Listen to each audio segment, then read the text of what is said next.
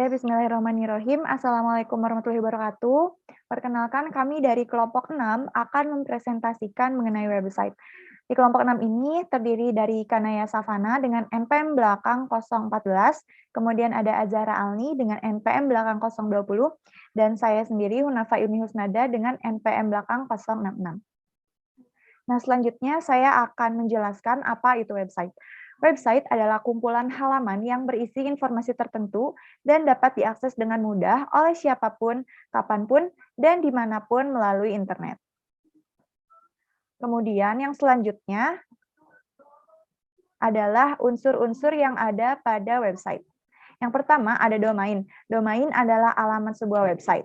Kemudian yang kedua adalah hosting. Hosting adalah tempat di mana semua file website dapat disimpan dan juga diakses, lalu dikelola melalui internet. Yang ketiga ada konten. Konten adalah penjelasan berbagai produk yang ada pada website. Kemudian ada bahasa pemrograman, dan yang terakhir adalah tampilan. Selanjutnya ada jenis-jenis website. Yang pertama ada website pribadi, ada website e-commerce, kemudian website company profile, website komunitas, website galeri, website berita, dan juga blog. Perkenalkan, nama saya Kanaya Savana dengan NPM 120404200014. Di sini saya akan melanjutkan dengan pembahasan mengenai jenis web e-commerce. Nah, saat ini website e-commerce sudah banyak sekali bermunculan di seluruh dunia termasuk Indonesia. Pada umumnya, terdapat beberapa jenis e-commerce. Berikut merupakan jenis-jenis website e-commerce. Yang pertama adalah business to business atau yang biasa disingkat B2B. Nah, website e-commerce B2B melakukan kegiatan transaksi elektronik antara perusahaan satu dengan perusahaan lainnya. Website jenis ini umumnya digunakan oleh produsen atau grosir atau pengecer. Contohnya yaitu website busy.co.id dan ralali.com. Yang kedua ada business to consumer atau B2C. Nah, website e-commerce B2C adalah kebalikan dari B2B. Website jenis ini melakukan kegiatan transaksi online antara produsen atau perusahaan dengan konsumen akhir. Bisnis ini berhubungan langsung dengan konsumen perorangan atau grup dan bukan dengan perusahaan atau bisnis lainnya. Contoh yaitu bineko.com dan lazada.co.id. Yang ketiga yaitu consumer to consumer atau C2C. Website e-commerce C2C mengusung model bisnis yang melibatkan transaksi antar konsumen.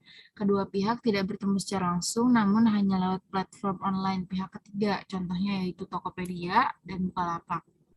Selanjutnya ada consumer to business, jadi C2B.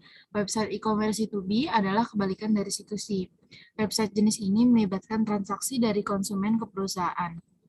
Konsumen akan menawarkan produk atau jasa kepada perusahaan yang membutuhkannya. Contohnya yaitu Google AdSense atau iStockphoto.com. Lalu ada business to administration atau B2A.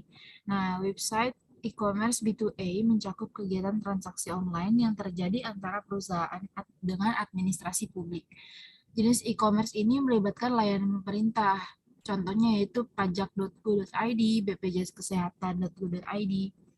Lalu selanjutnya yaitu ada consumer to administration C2A atau C2A. Nah, website e-commerce C2A memiliki model bisnis yang sama dengan B2A. Hanya saja C2A melibatkan transaksi antara konsumen atau individu dengan administrasi publik. Contohnya BPJS Kesehatan dan pajak.go.id. Lalu selanjutnya ada online to offline atau O2O. Nah, website e-commerce O2O mengusung model bisnis untuk menarik pelanggan online agar mau belanja ke toko fisik. Intinya, konsep ini ingin menghubungkan antara saluran online dengan toko fisik atau toko offline. Contohnya yaitu alfacart.com dan matahari.mall.co.id. Nama saya Zahra Alni dengan akhiran NPM 020. Selanjutnya saya akan menjelaskan mengenai apa itu markup language. Markup language adalah bahasa komputer yang biasanya menggunakan teks ataupun tanda. Nah, tanda-tanda tersebut nantinya akan dibaca oleh komputer dan diterjemahkan menjadi tampilan website yang biasa kita lihat. Fungsi dari markup language sendiri itu adalah membuat suatu situs alias website.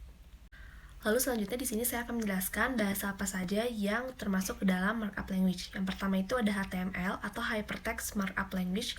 Ini digunakan untuk membuat struktur halaman web.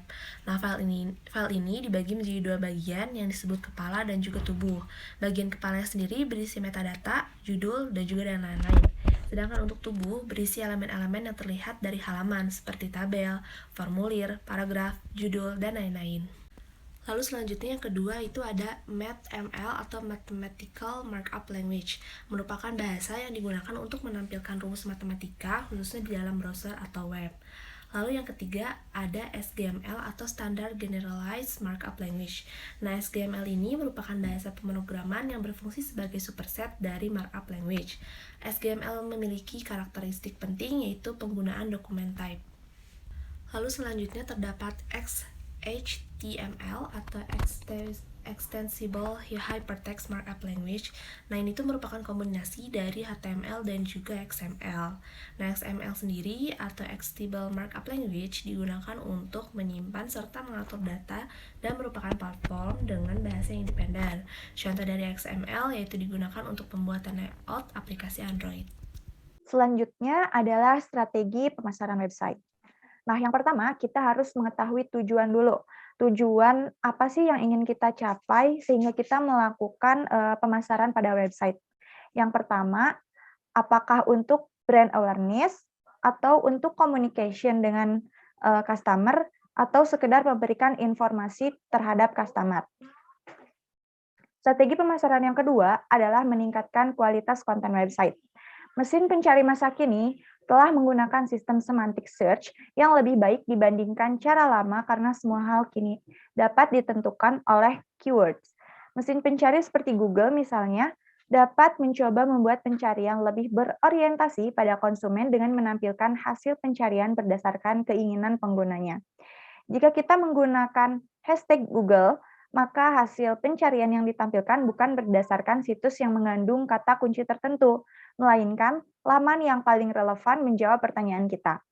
Mesin pencari Google juga dirancang untuk lebih memprioritaskan artikel maupun posting dengan jumlah kata lebih banyak serta lebih detail. Untuk hal itu, hal pertama yang harus dilakukan untuk melakukan pemasaran melalui website adalah dengan meningkatkan kualitas konten. Kita tidak perlu terlalu banyak mengulang kata kunci, tapi fokuslah pada kualitas tulisan dan informasi yang diperlukan oleh calon konsumen. Yang ketiga adalah membuat buyer persona. Persona sendiri diartikan sebagai cara bertindak, apa yang dipercayai, apa yang dikatakan, apa yang disukai dan tidak, serta bagaimana menanggapi suatu hal. Dalam kaitannya dengan strategi penjualan, hal ini dapat diartikan sebagai langkah membuat estimasi untuk mendapatkan gambaran umum kebutuhan pelanggan dan bagaimana produk atau jasa yang ditawarkan membantu untuk memenuhinya. Sebuah gambaran komplit akan membantu dalam mengidentifikasi konten paling tepat untuk dipublikasikan dalam laman tersebut. Jika hal ini telah dilakukan, akan lebih mudah menarik konsumen karena yang datang dan tertarik adalah orang-orang yang merasa benar-benar butuh dengan penawaran tersebut. Strategi yang keempat adalah sering melakukan publikasi. Lakukanlah publikasi 2-3 kali seminggu pada website yang dimiliki. Kunci dari menjalankan bisnis adalah konsistensi.